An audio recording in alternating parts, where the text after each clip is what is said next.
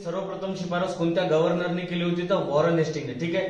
त्यानंतर will Rogers काय म्हणतात, अग्नी आणि चक्रानंतर तिसरा सर्वात महत्वाचा शोध कोणता आहे तर मध्यवर्ती बँक. त्यानंतर जर बघितलं 1656 मध्ये जगातील पहिली मध्यवर्ती बँक आहे रिक्स बँक ऑफ स्वीडन. कधीची आहे 1656 ची.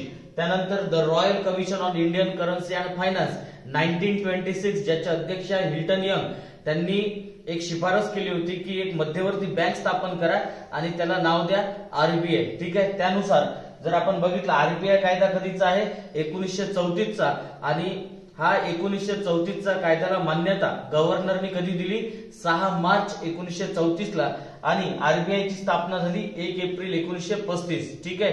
त्यानंतर जर बघितलं आपण आरबीआयचं राष्ट्रीयकरण जर आपण बघितलं तर या संबंधित राष्ट्रीयकरणाचं जे बिल आहे ते कोणी मांडलं होतं तर सी डी देशमुख, जे आरबीआयचे सर्वप्रथम भारतीय गव्हर्नर. ठीक आहे. त्यांनी राष्ट्रीयकरणासंबंधित बिल मांडलं आणि त्या संबंधित एक कायदा आहे आरबीआय सार्वजनिक मालकीकडे हस्तांतरण कायदा 1948 आणि त्यानुसार आरबीआयचं राष्ट्रीयकरण झालं 1 जानेवारी 1949.